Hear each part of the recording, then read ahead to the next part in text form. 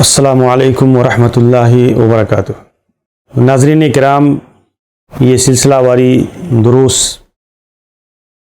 رسول اکرم صلی اللہ علیہ وسلم کی کثرت نکاح میں، تعدد زوجات میں جو شرعی اور دینی حکمتیں پنہا ہیں، انہیں ہم ازواج مطہرات کے حالات، ان کی سیرت کی روشنی میں بہت ہی بنیادی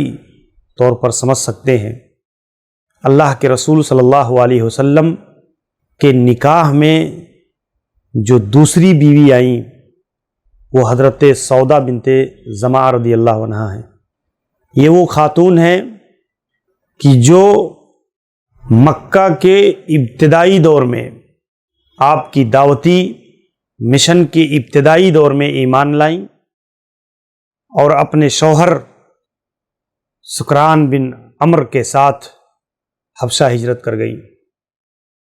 اور پھر واپس ہجرت حبشہ کے بعد حبشہ سے وہ مکہ واپس آئیں تو کچھ ہی دنوں کے بعد ان کے شوہر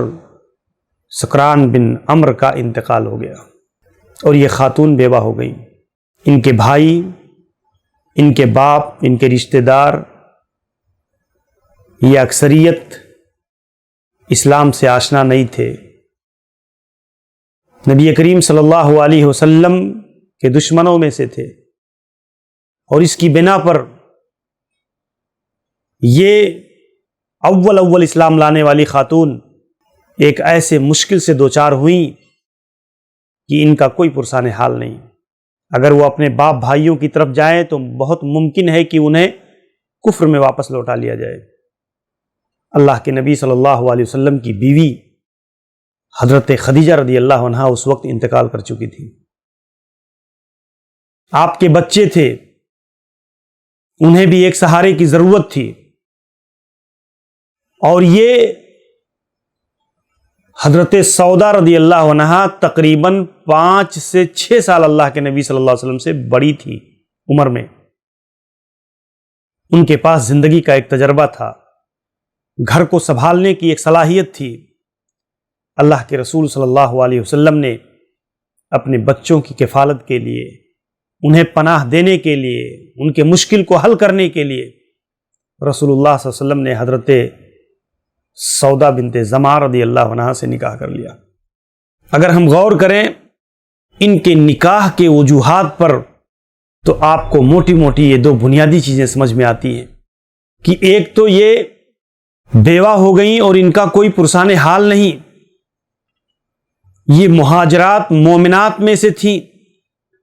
جن کو کسی بھی حیثیت سے پناہ دینا ضروری تھا،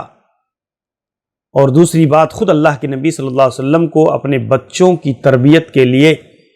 ایک تجربہ کار خاتون کی ضرورت تھی، اور اس پس منظر میں اللہ کے نبی صلی اللہ علیہ وسلم نے ان سے نکاح کیا، اور وہ اللہ کے نبی صلی اللہ علیہ وسلم کی نکاح میں آئیں، انتہائی مشفقہ خاتون، نرم دل، اللہ کے نبی صلی اللہ علیہ وسلم کی زوجیت میں آئی، پوری زندگی رسول اکرم صلی اللہ علیہ وسلم کے ساتھ ایک وفادار خاتون کی طرح رہیں، حتیٰ کہ بڑھاپے کی وجہ سے انہوں نے اپنی باری حضرت عائشہ رضی اللہ عنہا کو دے دیا، اور 22 ہجری حضرت عمر بن خطاب رضی اللہ عنہ کے زمانے میں ان کی وفات ہوئی، اور اس طریقے سے اللہ کے نبی صلی اللہ علیہ وسلم کے ساتھ آپ کی رفاقت میں زندگی بسر کرنے کا موقع ملا۔ تو آپ غور کریں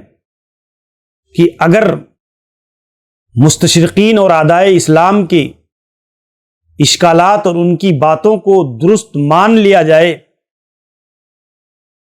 کوئی آدمی ایسا ہے جو دوسرا نکاح بھی اپنی عمر سے 6 سال بڑی خاتون سے کرنے کے لیے تیار ہوگا؟ آج سماج میں بہت سارے نوجوان ہیں، لیکن کیا کوئی شخص اپنے سے 15 سال بڑی، اپنے سے 8 سال بڑی، 6 سال بڑی کسی خاتون سے جو بیوہ ہو چکی ہو، مطلقہ ہو چکی ہوں، ان خواتین سے نکاح کرنے کے لیے تیار ہوگا؟ تو مسئلہ یہ ہے کہ یہ محض اندھی دشمنی، عناد اور بغض کی بنیاد پر رسول اکرم صلی اللہ علیہ وسلم کی ذات کو مطعون کرنے کے لیے اس طرح کے حربے استعمال کیے گئے۔ ورنہ اگر غور کریں آپ صلی اللہ علیہ وسلم کے نکاح پر تو یہ بات بالکل واضح ہو جاتی ہے کہ آپ کا دوسرا نکاح بھی ایک عظیم مقصد کے تحت، ایک ضرورت کے تحت، ایک بیوہ کو پناہ دینے کے لیے، خود اپنے بچوں کی تربیت اور نگرانی کے لیے رسول اللہ صلی اللہ علیہ وسلم نے کیا ہے، اور اس میں کسی بھی قسم کی کوئی دنیاوی عیش و عشرت یا اور کوئی چیز مقصود نہیں ہے۔ اور ایک بڑھیا خاتون سے نکاح کر کے انسان خود بوڑھا ہو چکا ہے، 50 سال سے زیادہ آپ کی عمر ہو چکی ہے، اور جس خاتون سے آپ نکاح کر رہے ہیں وہ 56 سال کی عمر کی ہو چکی ہے۔ ایسے عمر میں نکاح کسی خاص مقصد کے لیے ہی انسان کرتا ہے، کسی ضرورت کے لیے کرتا ہے، اور اسی ضرورت کے تحت اللہ کے نبی صلی اللہ علیہ وسلم نے یہ نکاح کیا۔ اس میں شہوانیت کا کسی بھی طرح کا کوئی ایسا پہلو موجود نہیں ہے۔ ہمیں اس بات کو حضرت سودا بنت زمعہ رضی اللہ عنہا کی سیرت کو پڑھ کر کے اچھے سے سمجھ کر کے اندازہ لگایا جا سکتا ہے۔ اللہ تعالی ہمیں اس نکاح کی حیثیت کو سمجھ کر کے اعداء اسلام کے دفاع کرنے کی اللہ میں توفیق عنایت فرمائے۔ السلام علیکم ورحمۃ اللہ وبرکاتہ۔